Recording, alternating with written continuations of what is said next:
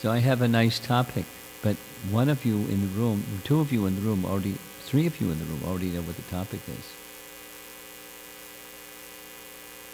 It's from the Gita Nagari retreat topic.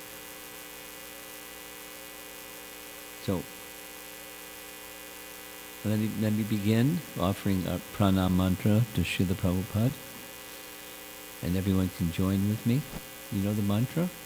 Nama Om Vishnupadaya Krishna Prastaya Bhutale Shrimate Bhaktivedanta Swamin Iti Namine Namaste Saraswate Deve Gauravani Pracharine Nirvishesha Sunyavadi Paschachade Satarine Jaya Sri Krishna Chaitanya Prabhu Nityananda Shri Advaita Gadadhar Srivasadi Gaura Bhakta Vrinda Hare Krishna Krishna Krishna Hare Hare Hare Rama Rama Rama Hare Hare. So my thought was in part to encourage you that haven't seen that presentation to see the presentation. That in Gita Nagari, 5-part presentation on Akrura. Akrura means not cruel. So there's a whole section that he should be called Krura, because of the cruel act of taking Krishna from Vrindavan. The gopis cursed him. It's not in the Bhagavatam, but in the Padma Purana, they cursed him. You'll have to suffer separation from Krishna like you're putting us through. And so it was. By very different circumstance in Dwarka. So a little background. Akrura, according to the Srimad Bhagavatam, Canto 1, Chapter 11, Akrura, when he was younger, was one of the generals in the army of the Vrishnis. Vrishni is one of the names of the ancestor kings in the line that Krishna appeared. And that not only Krishna, but the whole dynasty appeared. So Vrishni was the Vrishni kings were the descendants of King Vrishni, and Akrura was a general, a warrior, military commander. He was a powerful personality in his younger days. And in his older days, because of his age and therefore his experience and his wisdom, he became part of the royal family's entourage as a minister. And he was a trusted minister because he was wise and powerful. And at a certain point in time, a few important events took place. One was Narada Muni paid a visit to Kamsa in Mathura and disclosed to Kamsa, hey, Kamsa, remember that 8th child of Devaki that was said it's going to kill you? Well, the 8th child of Devaki was born. And you know what, Kamsa? That 8th child of Devaki was taken by Vasudeva, the one who never tells a lie is Vasudeva. Like Maharaj Yudhishthira never tells a lie. Vasudeva, his name, when he was born, there was a sound of kettle drums and trumpets and this big cacophony of sound proclaiming that his name is Anakundundubi, meaning he will never tell a lie. So he had that reputation, and he never told a lie. but then he told Kamsa a lie. And then there's a commentary that explains, for protection of the life of someone, that's not a lie. It doesn't count as a lie. So, Vasudeva said, I'll give you all the children that are born, please don't kill your sister. So he spared Devaki's life, trusting the word of Vasudeva. So he gave the first 6 children, and Kamsa killed them mercilessly, right in front of both husband and wife in the prison cell. The description is, he took the newborn child by his feet and then smashed the child on a rock in the prison cell, right before their eyes. Smash. And then left. So, a cruel person. So when the 8th child was to be born, there was a signal to to Vasudeva, the the story of Krishna's appearance. So Krishna made his appearance, and after his appearance, they requested Krishna, particularly Devaki requested Krishna, please assume a childlike form.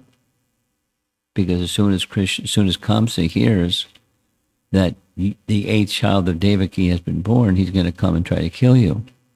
Now, here's this 4-armed Vishnu form, and they're Vaishnavas, so they know what that means.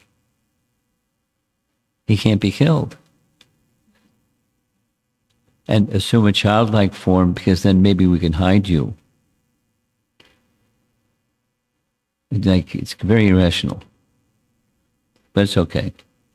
So Vasudeva broke his promise, because Krishna said, take me to the other side of the river Yamuna and place me by the side of Yashoda. So I'm safe from Kamsa, as if he was afraid of Kamsa.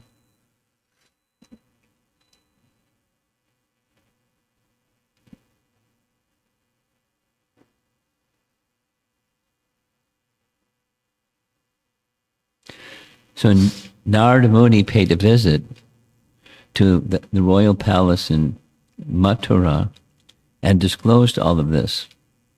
Vasudeva cheated you. The 8th child of Devaki is over there in Vrindavan. You had this inclination because Putana you sent, and that's where Putana was killed over there, at least in that direction. So you were right. And immediately, Kamsa grabbed his sword and was ready. I'm going to go cut off Vasudeva's head. He said, don't worry about Vasudeva. Worry about 8th child of Devaki. You have nothing to worry about. Vasudeva isn't going to harm you. The 8th child of Devaki. Do the needful, Kamsa. So, it was why did Narada do that? The answer given is Narada wanted to hasten the destruction of Kamsa. And he knew that Krishna is the personality of Godhead, and that Kamsa, no way Kamsa could harm him, but Kamsa was harming other people, so he wanted to get rid of Kamsa. So he gave this news to Kamsa to hasten Krishna killing Kamsa. It was a good plan. It worked. So then Kamsa began to consider how he's going to destroy Krishna. I mean, he'd already tried a few times and was not successful. So now he's going to try again.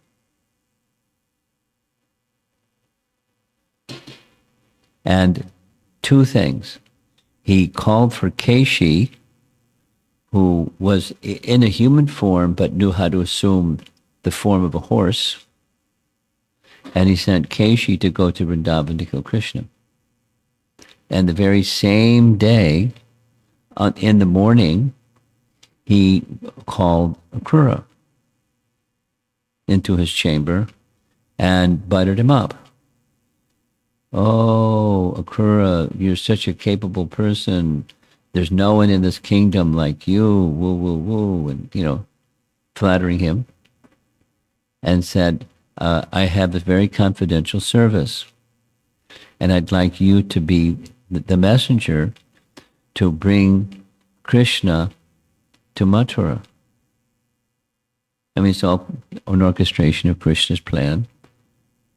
So here is Akrura, who is a pure devotee, being the messenger of Kamsa, who is Mr. Wicked. So he Akrura, understood that people are because he's acting on behalf of Kamsa, people are going to dislike me and distrust me. But when Kamsa disclosed his whole plan, Akrura didn't say, "You're a fool. You're inviting death." He didn't say that, but he knew that, and so he agreed, and he said it with "Congratulations, Kamsa. You're such an intelligent man." However, he gave him a hint. Intelligent plans are never going to be successful unless Providence blesses those plans. And if Providence doesn't bless those plans, it could turn out just the opposite. So bear that in mind. Yes, I'll go right away. So a royal chariot, like a Rolls-Royce chariot, was arranged for Akrura to make it the journey from Mathura to Vrindavan.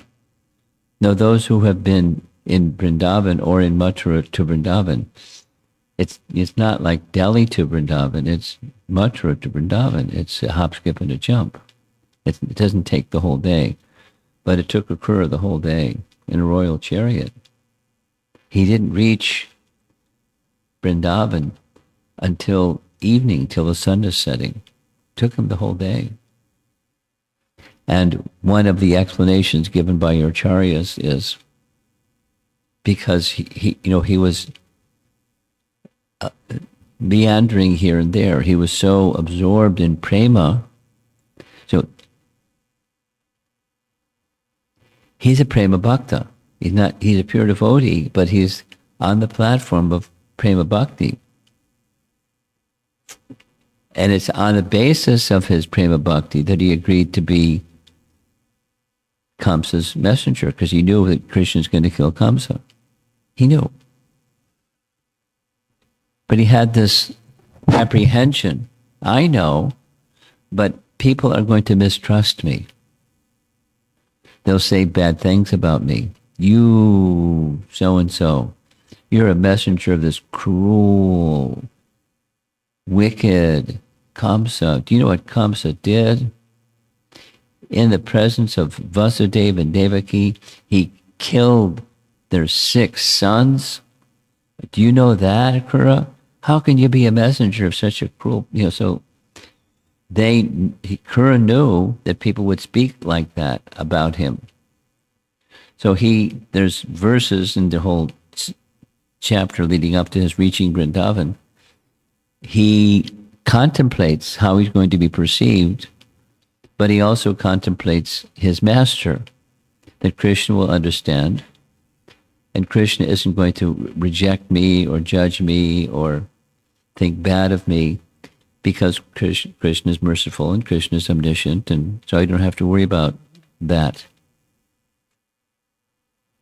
And there's several verses indicating he was still worrying about that, and it's natural. You're the representative. You're being sent as representative of a murderer, and you're guilt by association. Although he had nothing to do with the murdering, but he was with someone who was like that and serving as their messenger. So he could, how could he disclose? No, I did that. I agreed because it's Krishna's will. And Krishna's all powerful. Don't worry, no one can kill Krishna anyways. So he's on this mission to bring Krishna to Vrindavan, to Mathura,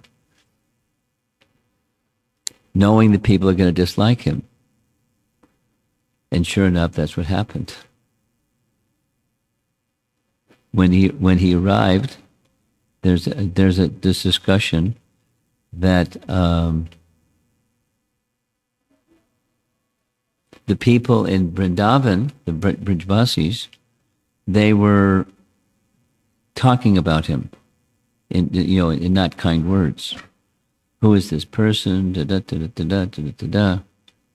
And they understood he's come to take Krishna away. Fie on him. So they knew what's up before it happened the next day.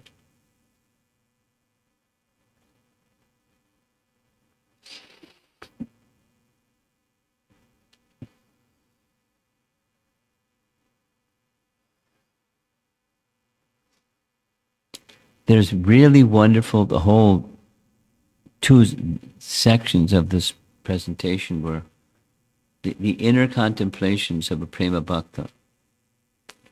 In this case, it's Akrura. Mission nasty.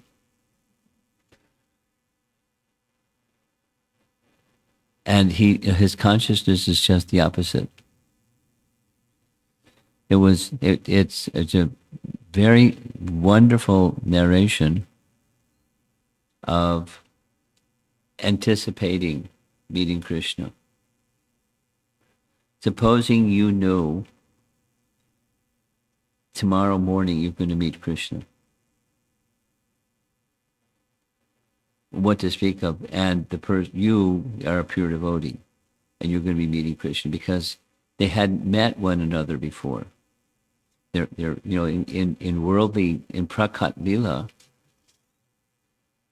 he had certainly heard of Krishna, but he was the devotee of Krishna not because of seeing Krishna and having that close relationship with Krishna. He was a pure devotee, having that appreciation of Krishna. And he's going to meet Krishna tomorrow morning. So, the chariot ride, he's going through all these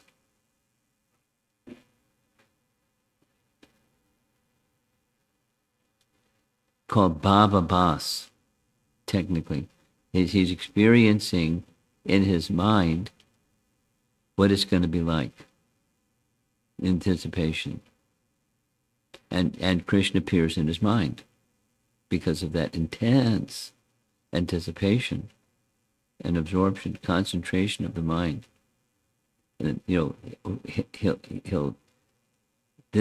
all of his senses will be engaged. Without all the details, all the senses will be engaged. Krishna's eyes, Krishna's smile, Krishna's will touch my head, Krishna will embrace me.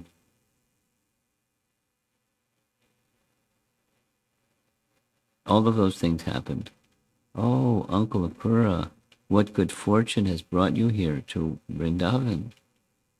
So, Krishna's kindness, Krishna's omniscience. It's not like he doesn't know and what brought you to here to Vrindavan. He knew. But the Leela, there's the transcendental part of the Leela, and there's the as if worldly appearance part of the Leela. So Krishna's acting like he doesn't know. And because Akrura is elderly, and it's part of Vedic culture that the elder brother will receive the guest. So Balaram received Krishna. Balaram brought Krishna to his home and worshipped him as one would treat an unexpected guest or uninvited guest like God. That's just culture, and Balaram displayed that culture and worshipped him, etc., bathing his feet and offering food to him and treating him with such kindness. And then when all of that was completed, Akrura took Krishna to the side and disclosed to Krishna why he had come. Then he disclosed everything. He didn't conceal anything. And Balaram was with him, and both of them laughed. Kamsa is such a fool. He's inviting death. His death is imminent. And they would be the killing of him. Particularly Krishna would be the one who would kill him. So their omniscience was concealed for the sake of the Leela, but even sometimes within the Leela, his omniscience was revealed, not concealed. So it's still morning time. Akrura found Krishna and Balaram with the calves in the pasturing ground.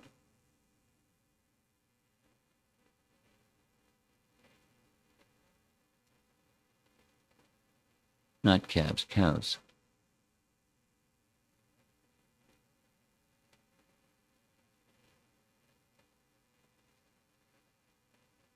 And he's feeling, and says in his verses, mind was considering, it didn't get better than this.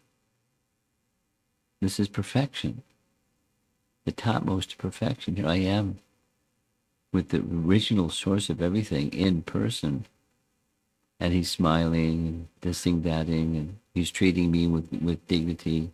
Oh, uncle.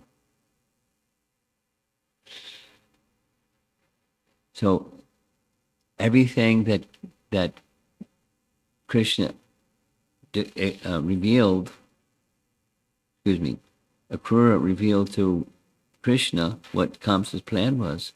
The discussion then shifted to Nanda Maharaja's, in his presence, with other elders, and everything was told aloud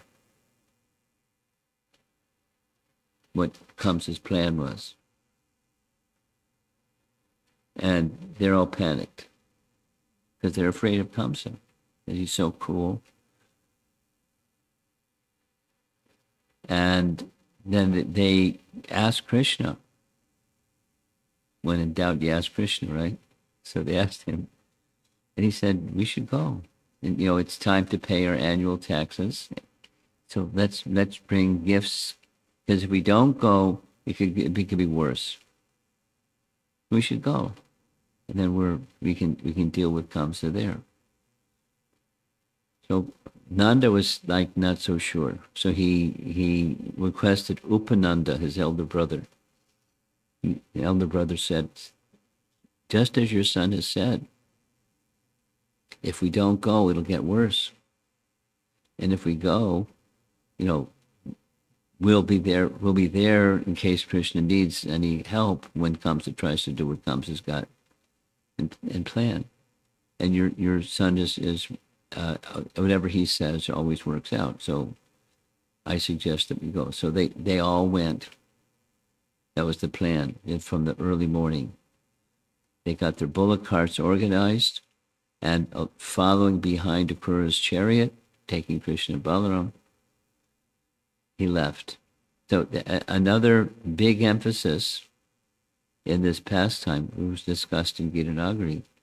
But in addition to being mistrusted, Akrura knew, and rightly so, that all hell is going to break loose in Vrindavan, because the devotees in Vrindavan, they don't know the divinity of Krishna, but they have absolute love for Krishna. You take the object of love away from the abode of love, and it's going to be an explosion.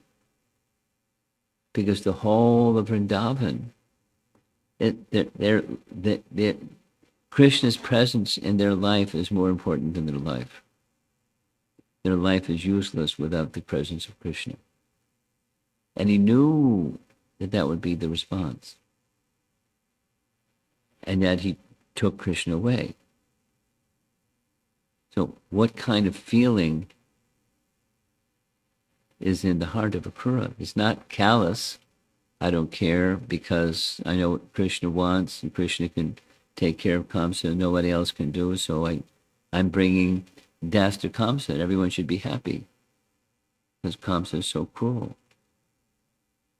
And anything at any time could happen because he's so cruel. So I'm doing everybody a favor by bringing Krishna to Mathura to destroy Kamsa. But he didn't say any of that because they're Vrajvasis. They don't understand. They don't have there's no divinity in Krishna for them.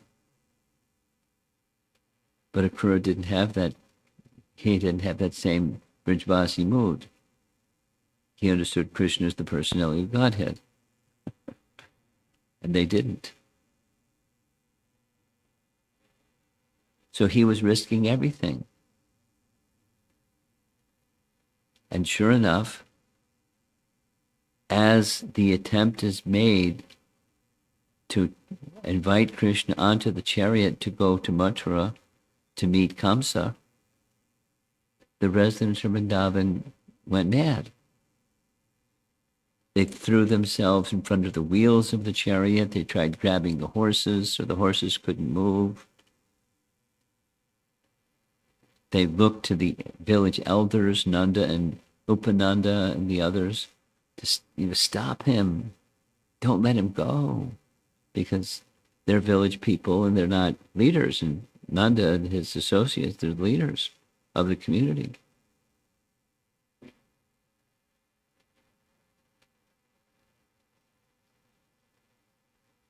They remained silent.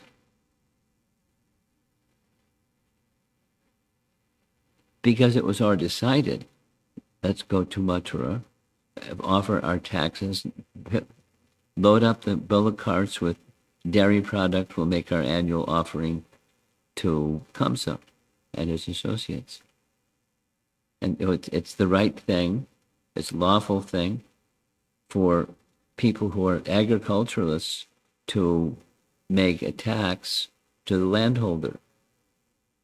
The person who owns the land is the king, and the king has representatives, and then taxes are paid to the king for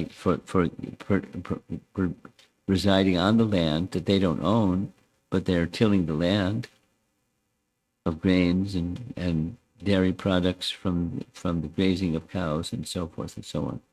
So it's just an annual thing. We'll go pay our taxes.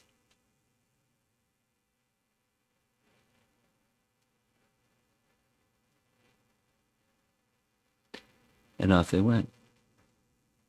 And as they went, the scene is terrible.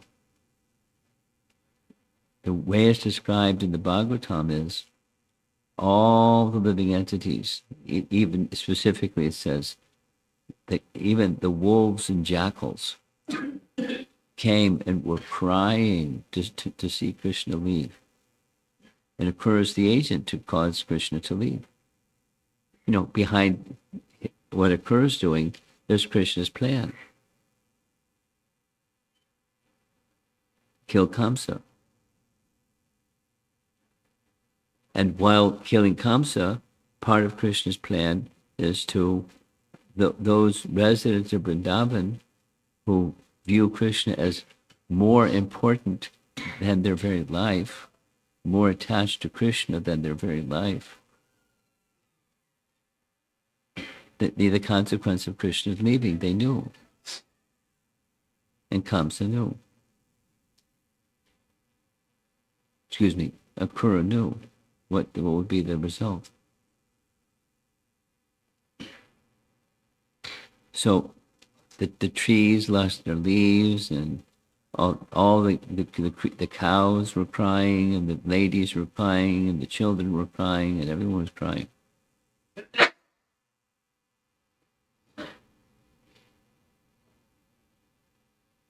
In the midst of all that, Akrura's got to make the chariot go forward.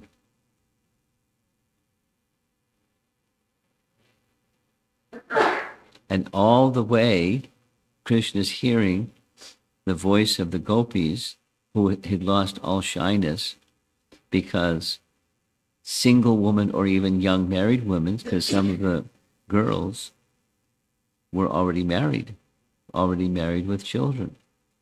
But they left their family situation and the rules of conduct that everybody in Vrindavan, every cultured person, they abide by standards that Krishna was violating. So they abandoned their shyness and started running after the chariot. And Krishna was feeling that one of the characteristics of Bhagavan is renunciation in full, vairagya, one of the 6 opulences of Bhagavan. But in the case of the Brijvasis, there was no vairagya. Krishna was feeling as sorrowful as they were. So he sent back, multiple times he sent back messengers from the entourage that was following him, messengers to tell the young gopis, I'll come back. He didn't say when. I'll come back. And that was just to pacify them.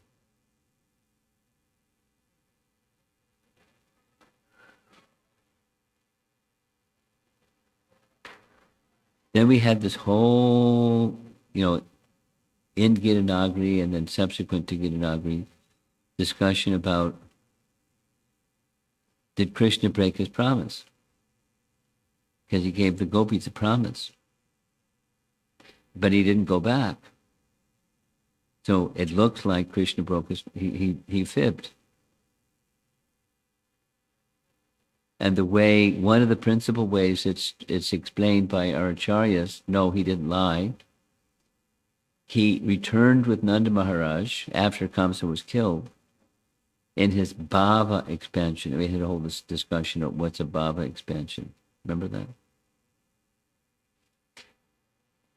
And it's non-different than Krishna, except it's not manifest for people to see. That's prakat, Krishna's manifest form. So Krishna stayed, the prakat Krishna, prakat Leela Krishna, stayed in Mathura for some period of time, and then the same prakat Leela Krishna shifted to Dwarka. And it's that same prakat Krishna that went to Kurukshetra for the solar eclipse some time later, after he had been residing in Dwarka for some time. And it was the bhava expansion of Krishna that returned with Nanda Maharaj. And there was many commentaries by different acharyas describing all of that. And it's certainly mysterious. Did he go or did he not go? Did he return with Nanda or did he not return with Nanda? Our little binary processor can't compute the answer to the question. He can both go and not go. A very simple answer is he can expand himself unlimitedly, can't he? And when he expands himself unlimitedly, is there a limit to what those expansions might be?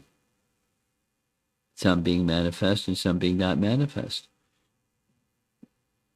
So the unmanifest form of Krishna that one cannot see returned.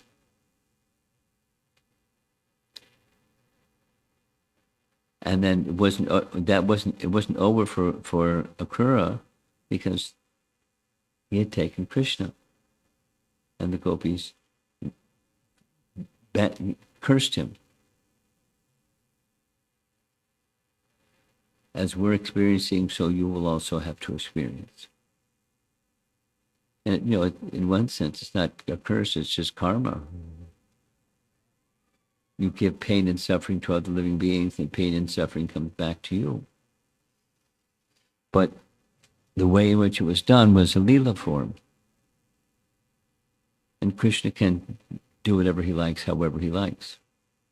And he does. Vishwanath Chakravarti Thakur explains, similar but different. What Krishna wanted by not returning was that the residents of Vrindavan, who see Krishna as their life and soul and their all in all, they would be lifted to a higher stage of intensification of love, because love and separation is the highest. More so than love and meeting is love and separation. When there's actual love, when there's separation between two parties, beloved and beloved, it's intense. It intensifies that love.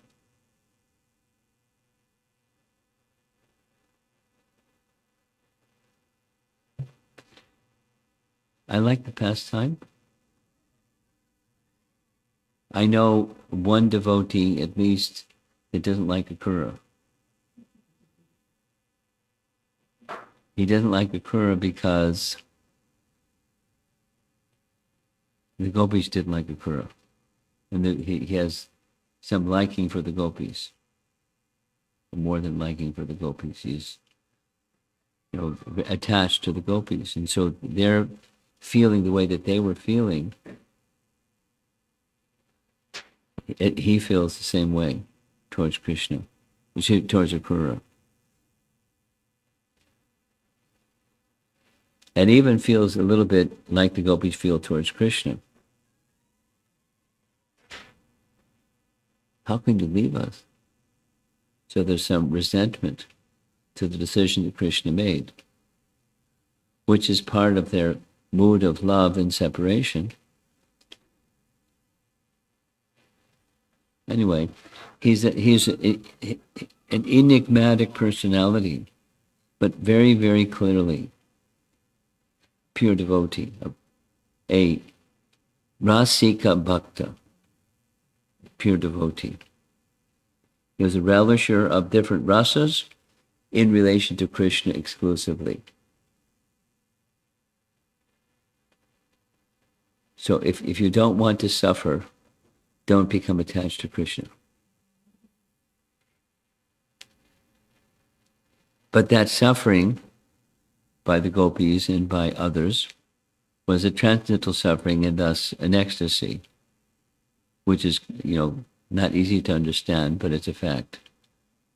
The ecstasy, what Krishna wanted for the gopis and the other residents of Vrindavan, was the love that they would be experiencing would be intensified. And when that love is intensified, it's ecstatic. Although it may not appear to be, may appear to be miserable. Or worse.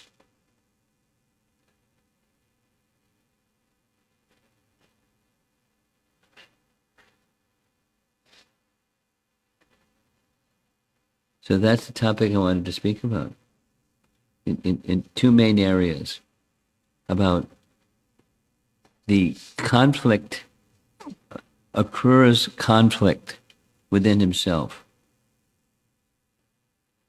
One, he would be misunderstood by others. Will Krishna also misunderstand me? But he became reassured, no, Krishna won't misunderstand. He'll understand. And with his understanding, his love will not be diminished at all. Just the opposite, his love for me will be increased and increased and increased. So that was one puzzle for him. Then the other is how the residents of Vrindavan are going to take life without Krishna. I mean, it doesn't say, but it's kind of inferred that Akrura knew when the residents of Vrindavan are feeling separation from Krishna, their ecstasy is going to increase. Because that separation from Krishna is never permanent. That is, Krishna always resides in Vrindavan. And their hearts are with Krishna, so they're with Krishna, or Krishna is with them. He never leaves Vrindavan. And it's not an easy thing to understand, but perfected souls can understand the not easy to understand. He never left Vrindavan. His aprakat lila are still going on today, verified by the fact that great acharyas, they can experience Krishna's aprakat lila as if it's going on before their eyes. But he's not before his eyes. It's as if, the emotion is as if, therefore the bhava expansion. In the absence of his prakat form.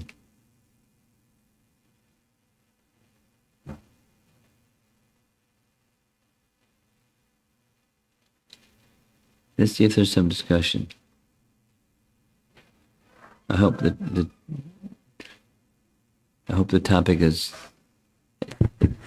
One of the things I can say through the course of those 5 classes on this topic is it just flows from one mood of rasa to the next, to the next, to the next, to the next.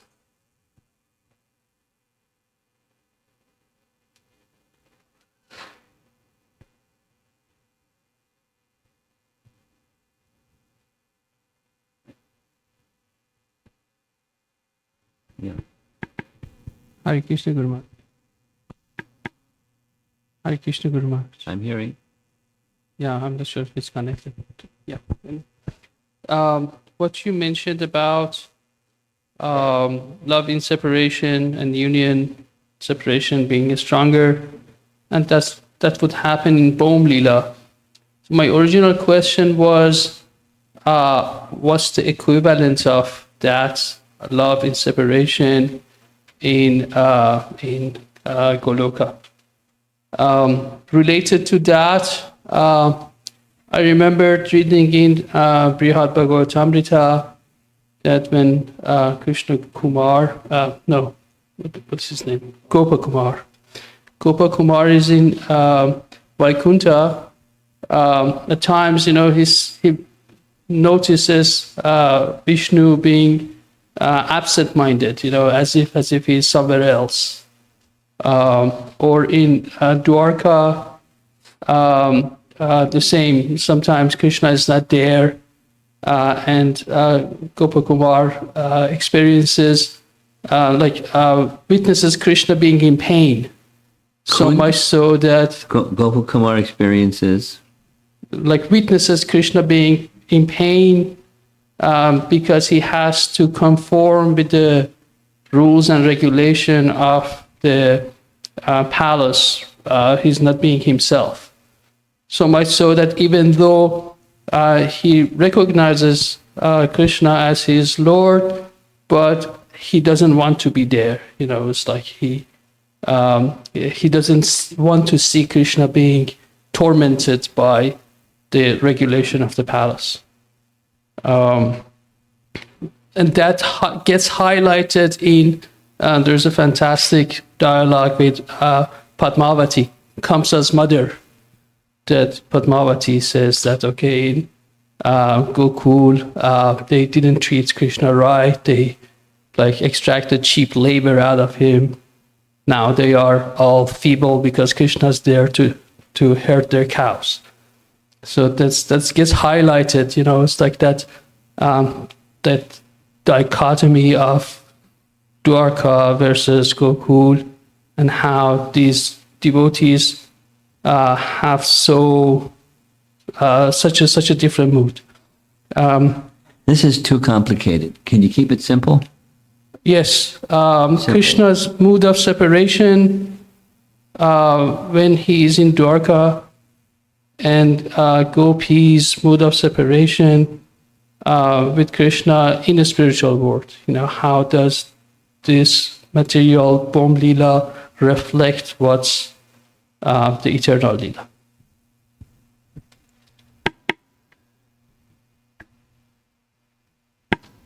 Keeping it simple, what you're asking is something like this. Krishna has pastimes in the spiritual realm of Goloka, and Krishna has pastimes here in Gokula. And how do they compare? That's essentially what you're asking.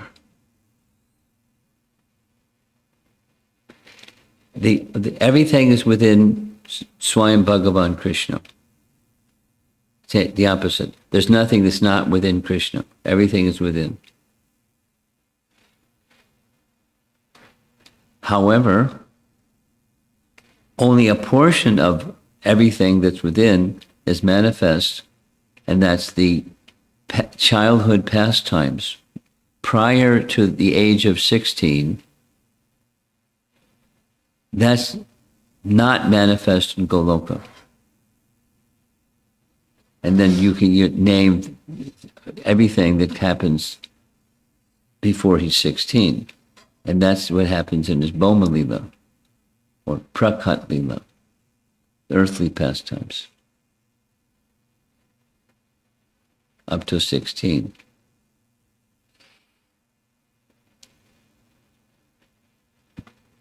So the relationship between what's in the earthly Lila and Krishna's pastimes in Goloka is, according to the scripture statements, that Krishna's feature in Gokula is strong emphasis on madhurya or sweetness. And the sweetness includes the feelings of separation from the gopis for Krishna, and Krishna's feeling of separation from the gopis. That love of youthfulness, and where there's no acknowledgement, there's no interest to find out, is Krishna really Bhagavan? The supreme. He's our dear friend, or he's our son. Whatever. The relationship is with love and sweetness, and de-emphasis on the opulence feature. In Gokula, the spiritual realm, both are present within Krishna, but the sweetness is not manifest in the same way.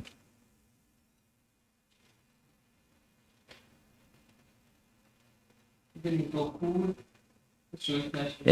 Gokula, it's manifest in full, and therefore not so much understood, because it's human-like.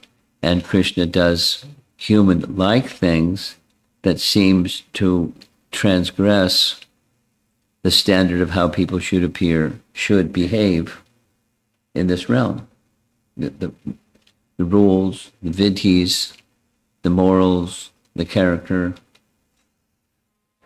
And he does, but then sometimes doesn't, and sometimes does, and sometimes doesn't, according to the stimulation of love, of their different moods.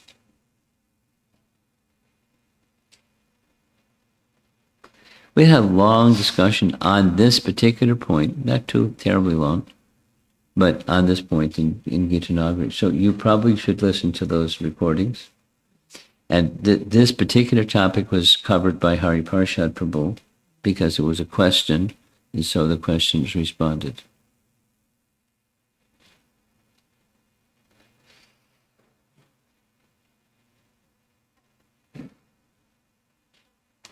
Anyone else? Yeah.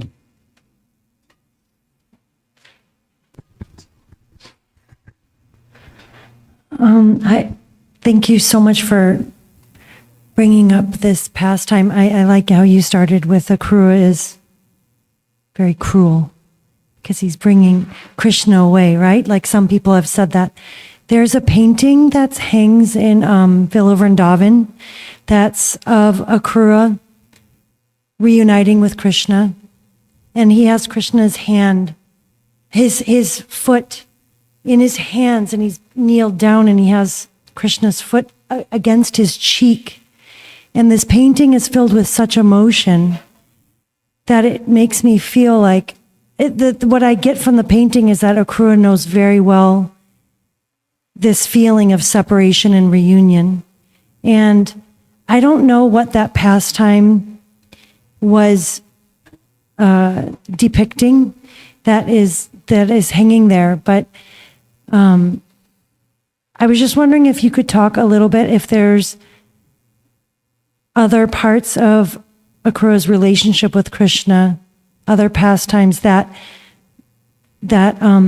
tease out, pull out these complicated feelings of separation and reunion. Well, Rupa Goswami does a fantastic job to complement, augment what comes in later 10th canto narrations in Dwarka. So these are different pastimes and different features of Akrura's pastime having to do with the curse of the gopis. And so he experiences separation, Akrura, over the Shamataka jewel.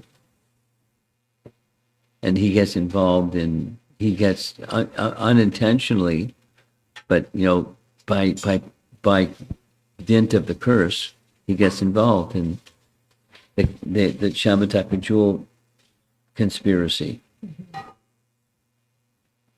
And he's not a conspirator, but he gets the blame because of the curse of the gopis. But he doesn't, he experiences, as the gopis cursed him to experience separation from Krishna, because he's, intimately connected with Krishna. So he Akrura, experiences separation, which is, it's a major gift, Leela-wise, but also Bhava-wise. Love in separation is very intense. So he, being implicated in the Shamataka jewel scene, he's given the jewel, but he returns the jewel to Krishna because it belongs to Krishna. Everything belongs to Krishna. He doesn't want to be in the hand in the cookie jar. He doesn't want to be considered, an accomplice to the crime of the stealing of the Shamataka jewel. But he ended up having it. So he gives it to Krishna. And it's very intriguing, filled with drama, and so forth. Blaming, name-calling, that goes on. And he's aloof because he's disattached to Krishna. So that I would say there are different leelas that illustrate the variety of ways in which Akrura is attached to Krishna. But he's a Shuddha Bhakta. He's a Prema Bhakta. He's profoundly attached to Krishna only. And the words of other people and the attitudes of other people, and he's okay. Except he can't bear separation from Krishna. I mean, that's a remarkable example of being despite all circumstances, right? It's like he was put in the hardest of all situations. Oh boy. I mean, literally. Yeah. And it's really quite an example for all of us. In Mathura, or in Vrindavan Mathura, then later in Dwarka. And again, Rupa Goswami deals with it in a very esoteric way. It has everything to do with Srimati Radharani in Vrindavan worshipping the sun god, Surya Narayan. There's Surya Kund, and she went to Surya Kund, which was a celebrated place for Radha and Krishna to meet. So she was worshipping Surya Dev, but she was meeting Krishna. And it was Suryadev that supplied the Shamataka jewel. And then it amplifies the intrigue in Rupa Goswami's writings. And there's a lot of coveting of this jewel because it does amazing things and its value is incalculable. And anyway, Akrura's innocent, but he got implicated by the curse of the gopis. Hare Krishna, Guru Maharaj. My question is, in Vrindavan, everybody says that Srimati Radharani is the queen of Vrindavan. And Vrindavan Vasis always feel that Krishna left us. So that's why he's not our king. But Radharani was always there. So why Vrindavan Vasis never able to accept that Krishna, as you said, Krishna never left Vrindavan? Why they didn't get that feeling from inside? They did accept that. Accepted. They to accept that, they would be feeling love and separation.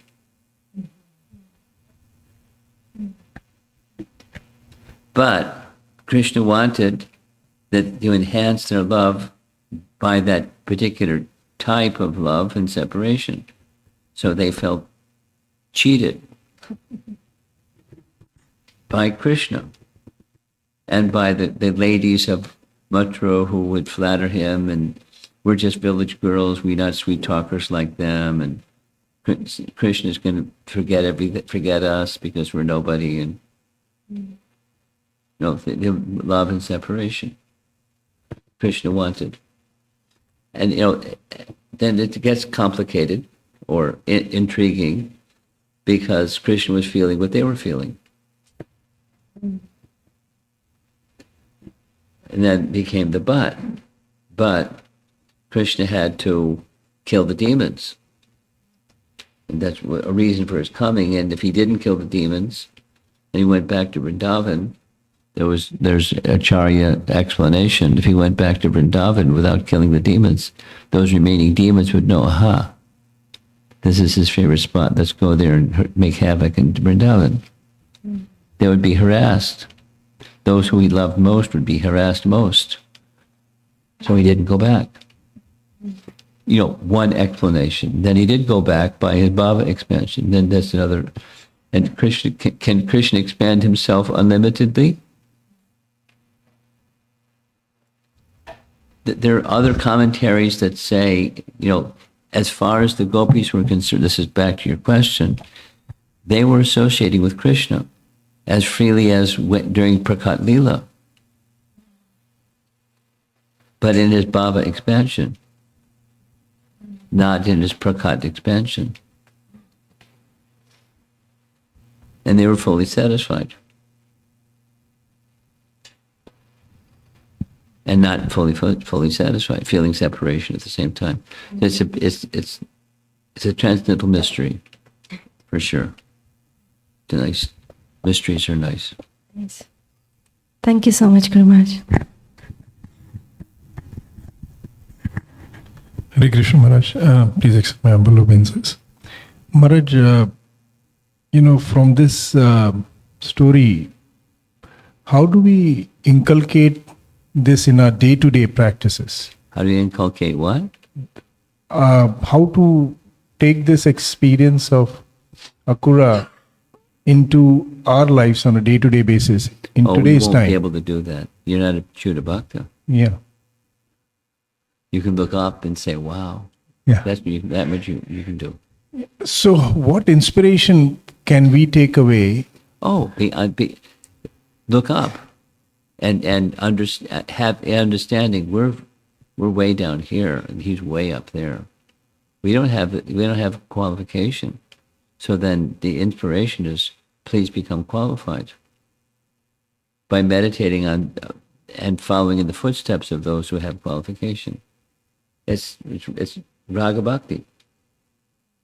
Those that have the qualification. But he's a particular type He's not a Brijbasi. And the Raga Nuga Bhaktas are Brijbasis.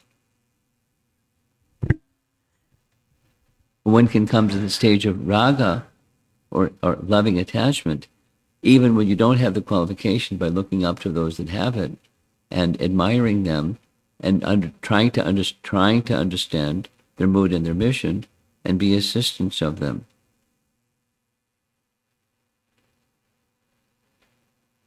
So that's the lesson that we can learn. We're not qualified. And uniquely qualified persons often they're misunderstood, they're considered unethical,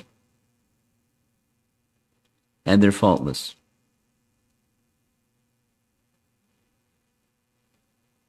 And that's the territory of becoming an unalloyed devotee. You're subject to worldly scrutiny that's misplaced. And now what are you going to do about that?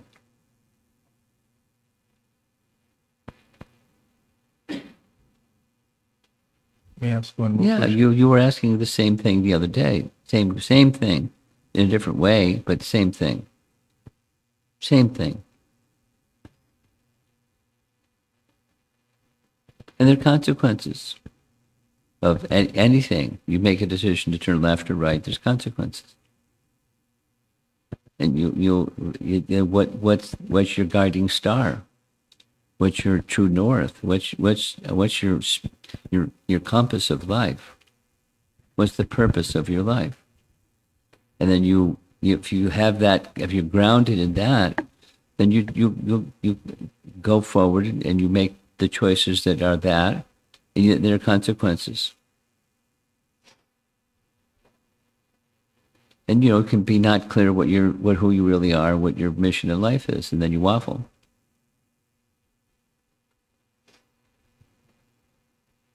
Depending upon which way the wind is blowing. That's a choice. You can be a waffler, or you can be clear, and then there's consequences for either, for anything. Then ultimately, the lesson to be learned from Krishna's pastimes is the most important thing is your relationship with Krishna. And discovering it, rediscovering, and taking steps in that direction. According to your convictions and your faith. Like the question yesterday that somebody was asking about, should we follow moral or should you follow the transcendental? Depends on faith. The result of that discussion, remember that question yesterday evening? The result of that discussion was Srivas Pandit came to my room afterwards when we got back, and he opened up his the Bhakti Sandarbha Anuchhed 175, which said exactly that. One is considered to be virtuous if they follow those standards that match their capacity to follow, which is faith. And that's virtuous. Of course, then there's transcendental virtue and there's mundane virtue, but that's part of the understanding. Where's your faith reside? Like that teenage girl's question. Same topic, same response. Who are you? And what stage are you in? And what are you capable of over a period of time sustaining your focus and just doing that instead of being the waffler? It's part of becoming a spiritually evolved personality.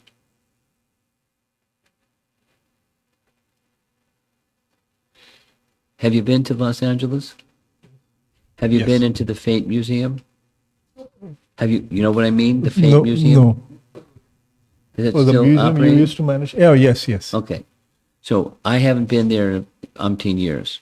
But when I did go, they had one of the displays is you're standing in front of a mirror and the light goes out. And then this recorded voice comes on and asks you, who are you? Yeah. Really? Take a good look at yourself. You know that. So, the answer to that question is a question of faith. And someone can be in illusion, and someone can have an understanding of who they really are. And then there's layers of understanding who you really are. And that's a question of faith. And Bhakti Sandarbha, next time you with Srivas Pandit, ask him to go over his understanding of that text that we read. He wanted me to just explain it because Jiva Goswami says, I'm not going to explain it. And he was like, wait a minute, he should explain it. 175, that's the number. Yeah. So it's that fits into what our discussion is right now. It's something that seems to me that you struggle with. The who am I question. Really. Yeah. And then it can, it can change a little bit like the movements of the waves of a river. And sometimes it's the same water, but sometimes and then sometimes and sometimes and sometimes. And there's movements of the river water that's material, and there's movements of the river of rasa. And you're not from my observation, you're not at the rasa platform yet, because you still don't have a clear enough understanding of who you really are. So which comes first? It's not rasa is going to tell you who you are. You have to have an orientation with faith according to the iterations, the utterances of the acharyas, who you really are. And then there's details and details and details. But, at least in principle, with clarity and conviction and consistency. And then with those clarity, consistency, and conviction, things get clearer and clearer. The coverings get reduced. So you've got some work to do. It's my observation. Most of us do. You've got your fair share.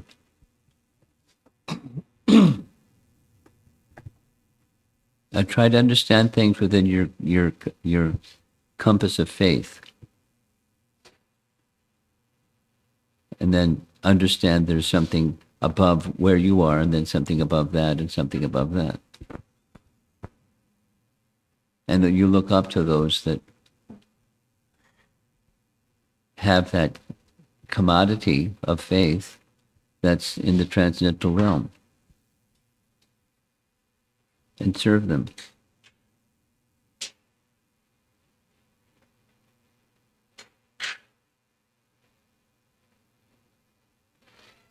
And by that mood of humble service to those that have a higher capacity than there's purification, and you take on the qualities that they have by association and service. That's our process. Simple and quite natural. Sangat sanjayate kama, krama krodha vijayate.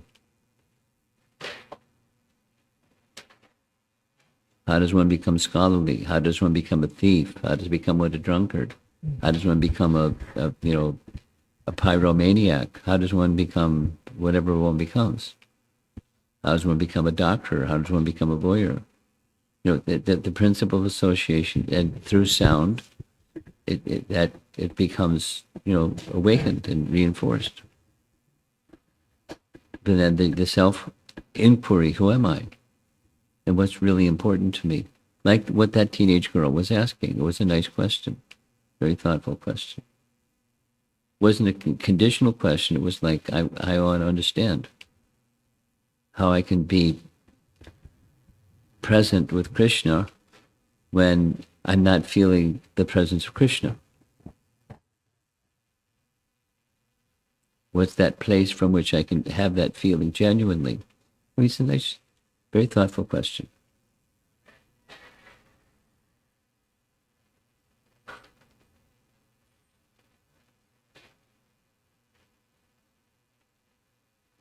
Anyone else? Yeah. Hare Krishna, Guru Maharaj. So, by taking Akrura's example, what are some practical ways that I can cultivate? What are some practical ways that you can do what? I can sustain my enthusiasm and excitement in my Krishna consciousness. Well, I get simple. Look up. What do you see in his character that gives you energy and encouragement, and enthusiasm, and check our acharyas to make sure you've understood it more, as it is, and then you try to assist him in some way in that similar mood in your life. Be a servant of the mood and the mission of elevated souls. And in book 2, what is it that resonates especially for me?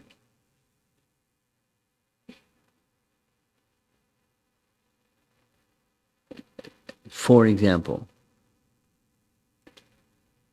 if you read or you listen to the recordings of that discussion, a big example is his anticipation of meeting Krishna. So there's a practical application. His and your mood aren't going to be the same, but the direction of anticipating.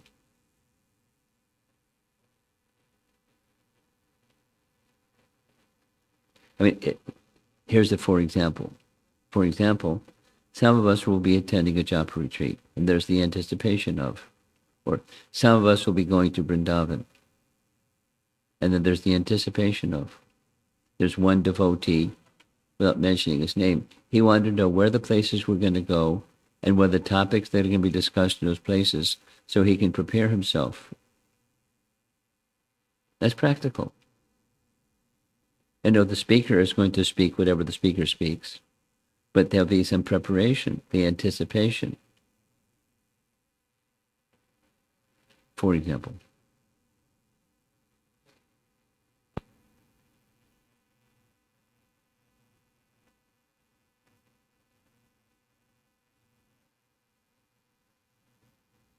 Let's see if there's anyone else that hasn't spoken yet, would like to speak.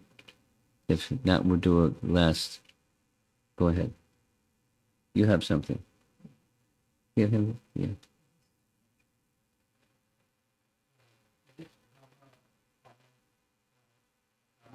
He's okay. I can hear him. Thank you so much, Maharaj, because I Yeah.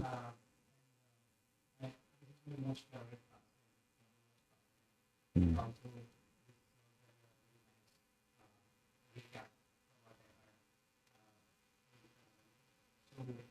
I was also thinking, in the jiva, in the material world, we keep swimming in material plants, and we are in constant anxiety whether those material plants fulfill or not. This gives me a very nice hope that if my desires for plants are spiritual, and if Krishna is center of those plants, then Krishna makes sure those plants are fulfilled. Well, Krishna can make sure that plans that aren't with him at the center and they're all spiritual, they'll be fulfilled too. Now, part of the fulfilling of those plans is to turn you upside down and shake you by your heels.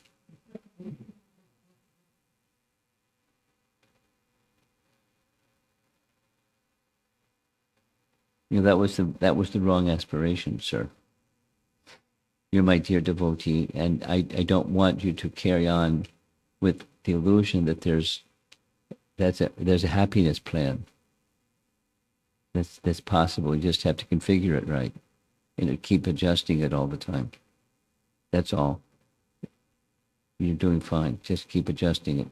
So, Krishna may, he'll be involved, even if the Krishna is not at the center and they're not aligned with pure devotion. He's there.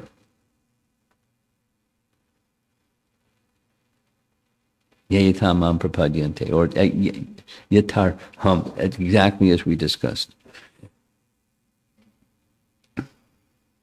Exactly as we discussed. Now, ideal is when the desires are favorable for Krishna's devotees and favorable, aligned with the pure devotees' wish for us. That's ideal, but it's not always ideal. So, back to your question. You want to rephrase your question? I interrupted, kind of. Yeah, answer. Is it that we can also do medical desire? Sure. There's no guarantee. I want to be healthy. No guarantee. Best physician, best medicine, best this, best that. No guarantee.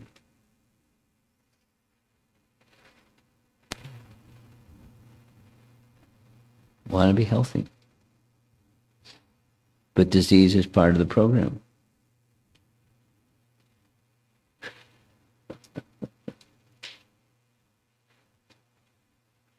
Okay, you got the last one. I take it. Govardhan Retreat Center, Purja Prabhu, this was presenting about Canto 10, chapter 82 to 84, meeting in Kurukshetra. And his theme was different relationships, because the spectrum of relationships are disclosed in those chapters. Between the devotees and different moods that devotees carry towards Krishna. One of those that highlighted for me was the dialogue that Vasudeva has with Nanda Maharaj, in which it seems like in the garb of thanking him, he says that, oh, you were taking care of Krishna and Balaram as if they were your children, without anything. You were taking care of Krishna and Balaram, and then your voice went down. As if they were your own children. We couldn't, at the time we were in prison, and later on we were busy with our things. We couldn't come and visit you, or make it up for you. So the theme that was left for me was kind of a feeling of not disgust but disdain. I would say that they not only they don't understand. Okay, these are the parents, and the least you could do was to let Krishna visit or something like that. Right. So there was a disconnect. That plays into the whole theme of, okay, the Dwarkavasis don't let Krishna come, so it's their fault that Krishna's there. So this competing of Gokul versus Dwarka. Yeah. The same idea was, what I mentioned in Brihad Bhagavatamrita, that Gopakumar was feeling bad for Krishna, couldn't tolerate seeing Krishna in pain, sitting in Vaikuntha on the throne.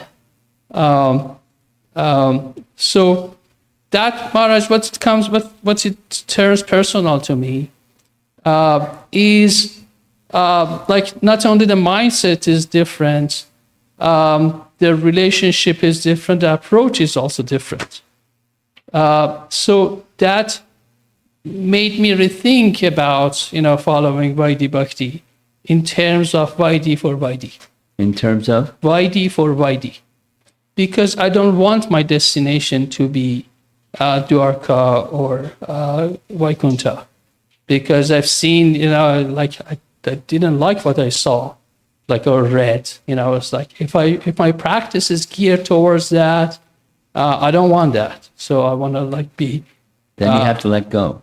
What's that? Then you have to let go. Let go of practice. Practice. Let go of that fixation, not the practice. The intention behind and the practice may not be the same. So you can maintain the practice until your consciousness becomes eligible for the next or the next or the next. But you maintain. Right. I mean, to say that's not the goal. I shouldn't be satisfied with But you're saying two different things. You're saying it's not the goal, and I agree with you. But I'm saying a second thing, and that is our acharyas. Let's take the 6 Goswamis. It's described that their regulations were like lines in stone. Mm-hmm. They didn't throw it away because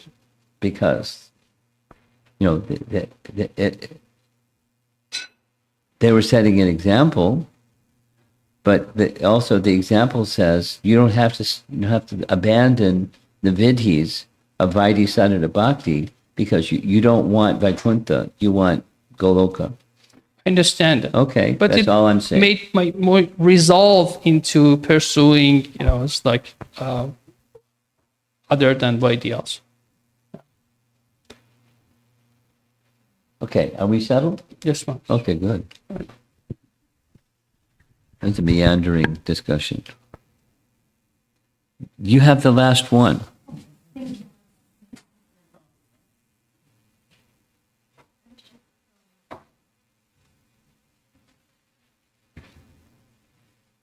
Hoping you could share a time when you did a service for Srila Prabhupada or Krishna that you knew might be unfavorable, and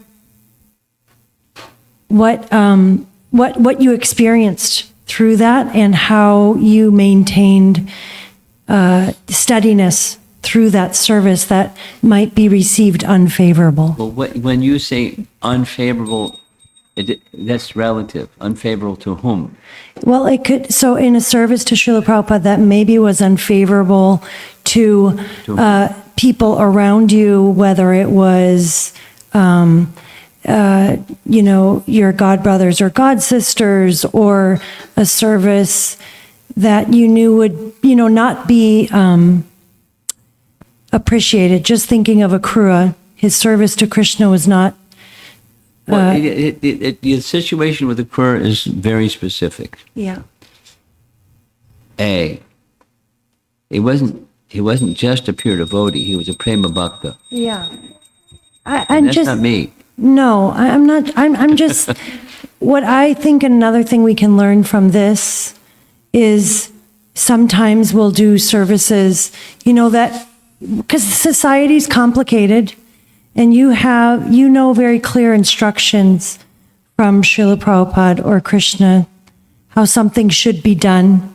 And sometimes there's people around you that, think it should be done another way or something like that. That happens all the time. So you have to act. You're asking me to, how some circumstances where I complied with intuition, knowing that intuition is going to be criticized or found objectionable by others. Yeah, and how do you maintain that steadiness through that conflict?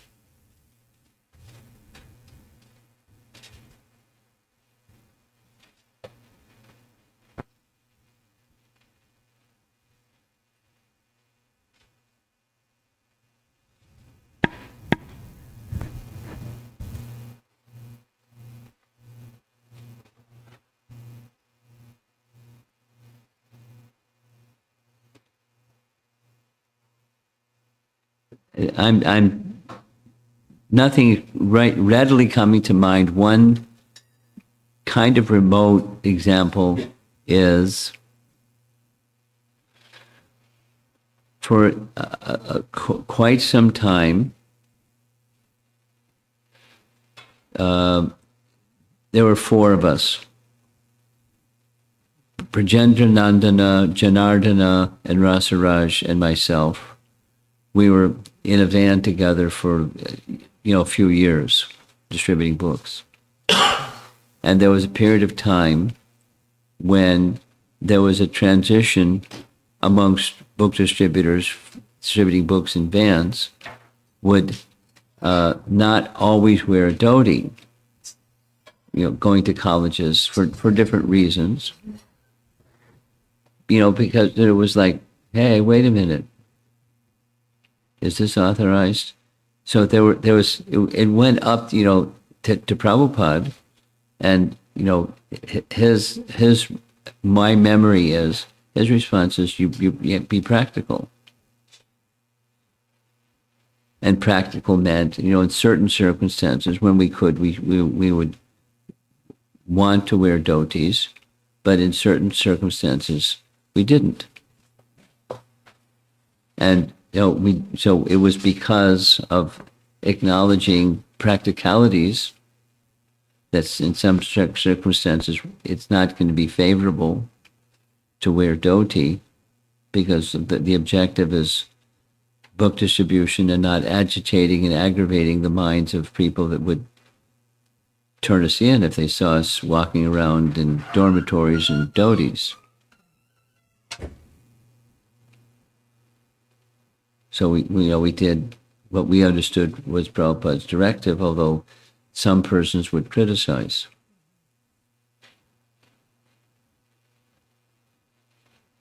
I'm thinking of another example. I was in Prabhupada's quarters. This is that when Jagarini was asking service to Prabhupada. So I was in Prabhupada's quarters when Sri Govinda, who was the temple president of the Chicago temple at that time, was visiting in New York and was inviting Prabhupada to come to Chicago with the carrot, the enticement, that he had plans to have a big event with Prabhupada as the guest speaker. And then Prabhupada asked him a question: will you be charging a fee? And Sri Govinda did, like, his head went back, saying, like, basically, why are you asking that question? Because you don't charge for people to hear you speak. That's not you. And then Prabhupada commented, I don't know what was behind it. Maybe the particular venue, or maybe I don't know what. Prabhupada said, in your country, if people don't pay, they don't take it seriously. And at least in that one case. So Sri Govinda, I wasn't the one on the receiving end, but Sri Govinda was. And how did he take it? Did he have doubt in Prabhupada's authenticity and consistency and saying one thing and doing another thing? Did he have a doubt? Or did he just, that's okay. We want you to come and whatever you want, that's what we're going to do. I don't know how he processed it, but it was unusual. And I know what I would have done, but I can't say for sure what Sri Govinda did and how he processed it. And then when not to have that criterion. In your country, people don't, if something is free, they don't appreciate it as much as if they pay for it.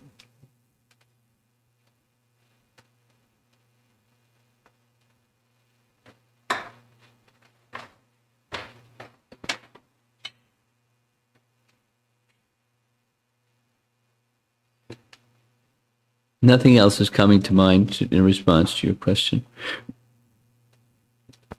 Maybe in the car ride on the way back, I'll think of some other examples. Okay, what's happening now? Are we I have some Mahaprasadam, yes? You brought with you a box?